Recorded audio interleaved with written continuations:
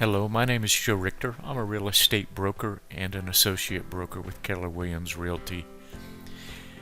I prepare monthly reports that look at the market trends and home values in 14 communities from Newport through Irvine, Trabuco Canyon, and Ladera Ranch. These reports can be accessed on our website at joe-richter.com under a navigation link named Market Trends Monthly Update. Each report takes a focused look at a specific community or neighborhood. You will see we process a lot of MLS data to make the following presentations. We have made the same data accessible to you on our website at joe-richter.com under the navigation link Predefined Community Listings. This report focuses on Portola Hills single-family homes, detached, no attached, 1,500 square feet and up. It covers the period starting January 1st through May 31st, 2020. The monthly headline is New Listings Jump Back into Normal Territory. Contracts Written Maintain a Position in the Normal Range. With 4 new listings in May, the Portola Hills market may have found a base for its recovery. Contracts written hung on to stay inside the normal range as defined by the prior 5 years. The Portola Hills single-family market is currently a seller's market with 1.7 months of inventory. Chapman University defines a buyer's market in Southern California as being 3.5 months or more of inventory. In addition to the monthly inventory being low, the actual number of units available remains low, as seen by the blue line in the graph. Monitoring the active listings provides insight into trends that may be developing that impact home values and inventory levels. There are currently 7 active listings. There were 5 in our last report. There were 11 new listings over the past 90 days. 6 of those homes are still on the market. There were 6 new listings during the last 30 days. That would be May. The next section will be discussing the 3 essential steps in selling and buying. They are new listings, which reflect a willing seller, contracts written, reflect a willing buyer, and closing is the execution of the purchase contract by the buyer with the lender cooperation. Compared to 2019, new listings are currently down 13%, contracts written are down 7%, and closings are up 56%. As noted, new listings are down 13% on a year-over-year basis. The Portola single-family homes market had what could be considered a normal number of new listings in May, as seen in the blue line on the graph. On the positive side, Fannie Mae is forecasting very strong 3rd and 4th quarters for this year. Even though we've had a rather shocking spring, contracts written are only running 7% below the same period in 2019. Both January and February in 2020 were stronger than the same period in 2019. March and April fell far short of normal, and May made a feeble attempt at a recovery. However, by reviewing the column graph, you will see that 2019 was by far the best year of the prior 5 in Portola Hills, which indicates 2020 was going to be a great year. Pay attention to the blue line in the graph over the next 60 days. It will forecast any changes in market type. On the positive side, again, Fannie Mae is forecasting very strong in 3rd and 4th quarters. Closed sales are running ahead of 2019 by 56% for the same period. Again, this is solely attributed to the fact that 2020 got off to a great start and 2019 had a very slow start to the year, as seen by the green line in the graph.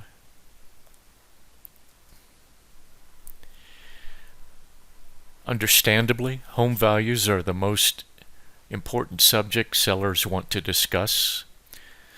The Portola Hills detached single-family homes over 1,500 square feet are running down slightly in value.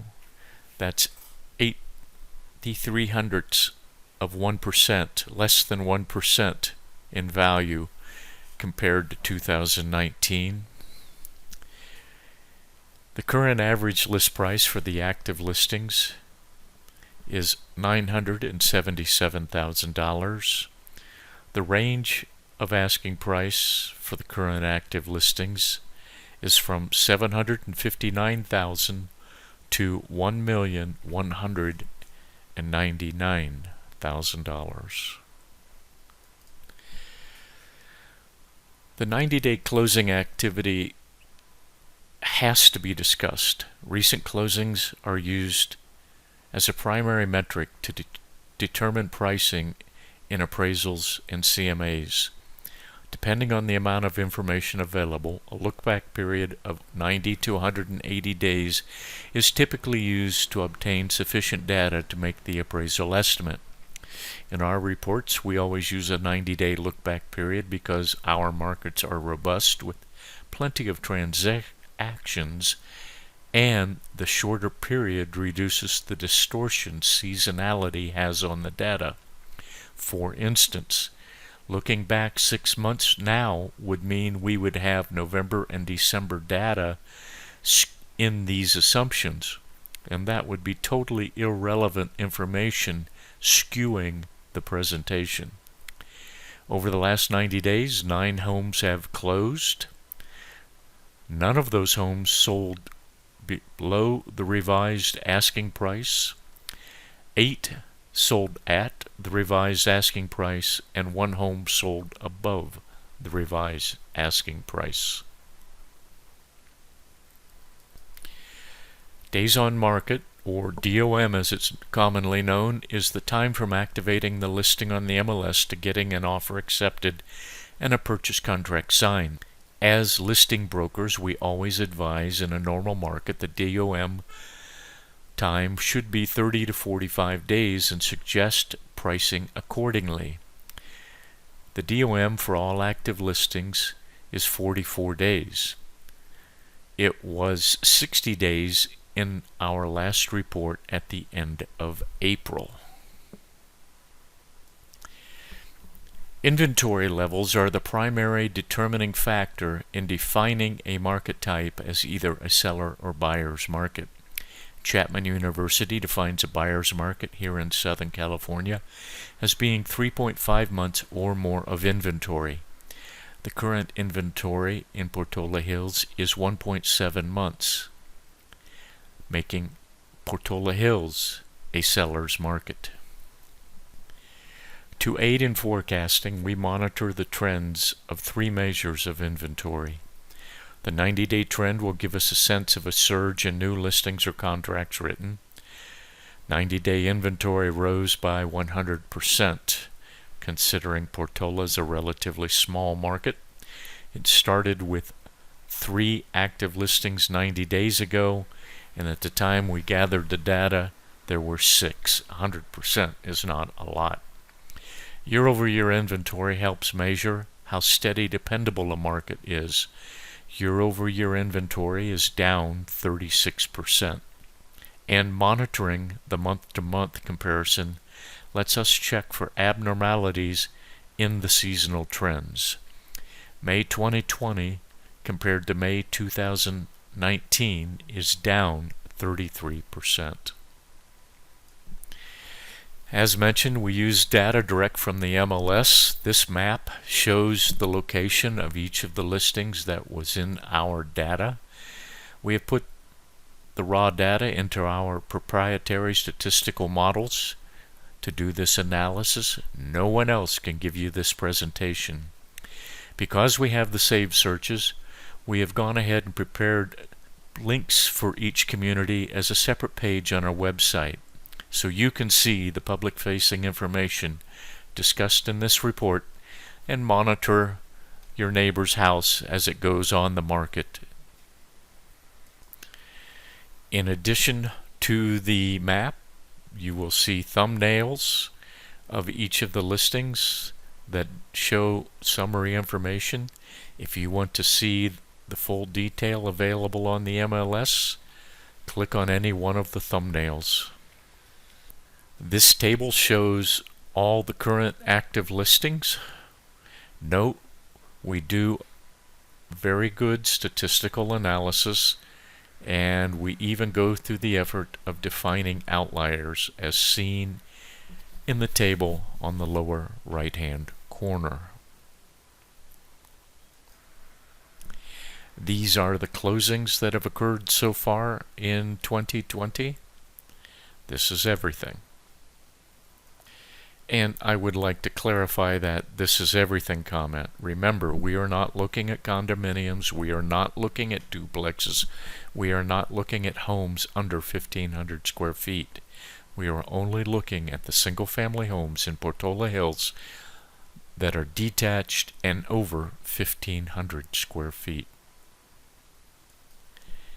And here is the last bit of detail, but it's important. This graph shows the value range of all the closings so far this year. The red dots represent the close price. The gray dot represents the original list price of the same transaction.